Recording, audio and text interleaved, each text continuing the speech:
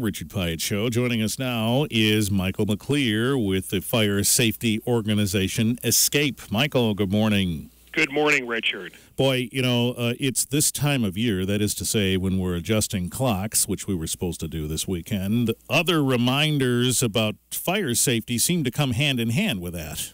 They do. We want to make sure that the listeners replaced the batteries in their smoke and carbon monoxide alarms this weekend. They test those alarms monthly and replaced older alarms that are over 10 years in age, and then they're going to stay safe all throughout the year. And in doing so, the point is that 6 months is a pretty good life for a battery, or is it more than that?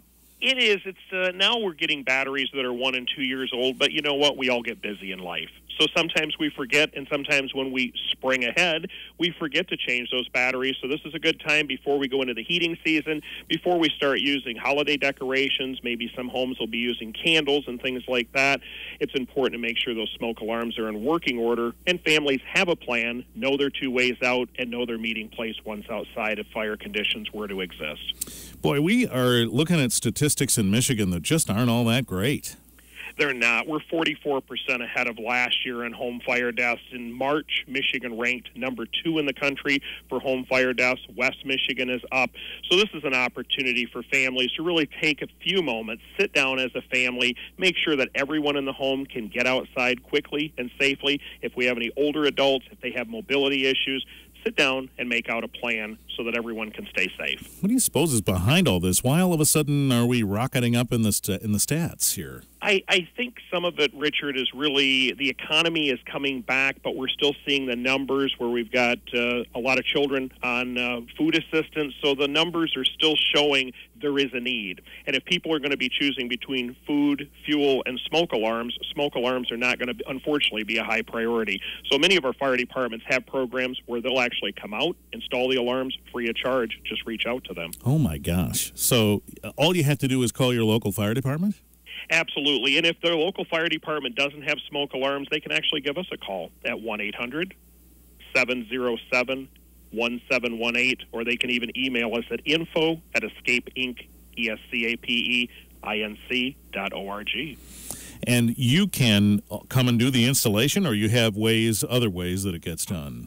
We have other ways. We have great partners like the American Red Cross, who's also coming out and installing smoke alarms. So that central point, if people can't get a hold of their local fire department, they can always give us a call. We'll partner them with the local experts to be able to get those alarms installed free of charge. Recently my carbon monoxide detector started chirping, and I thought, man, that thing never makes a noise. And I went down and pulled it out of the socket and realized it was 8 years old. And after that 8 years, it sends you this warning, hey, replace me.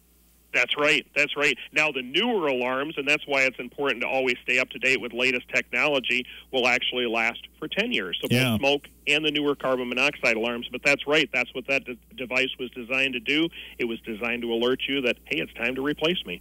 Now, what about the combined smoke detector carbon monoxide alarms? Are they just as good as having them separate? Some communities prefer separate units, and the reason being, Richard, the carbon monoxide alarms that are going to weather the longest and actually be operational are the ones we can plug in that have the battery backup. Got it. Not every home has electric hardwired smoke alarms yet, maybe because of the age of the home or things like that. So we want to make sure families are protected as we go into winter storms, as we may be having power outages. Maybe families may use a generator. Carbon monoxide is something that's odorless, colorless, and invisible, so we need to make sure everybody's protected. It can also be produced by the furnace or the hot water heater right in the home, something that may malfunction. So those alarms are important.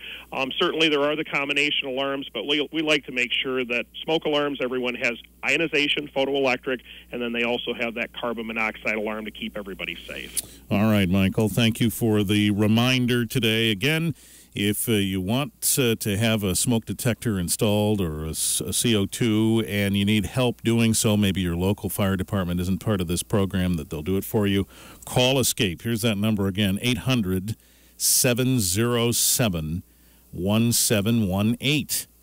800-707-1718.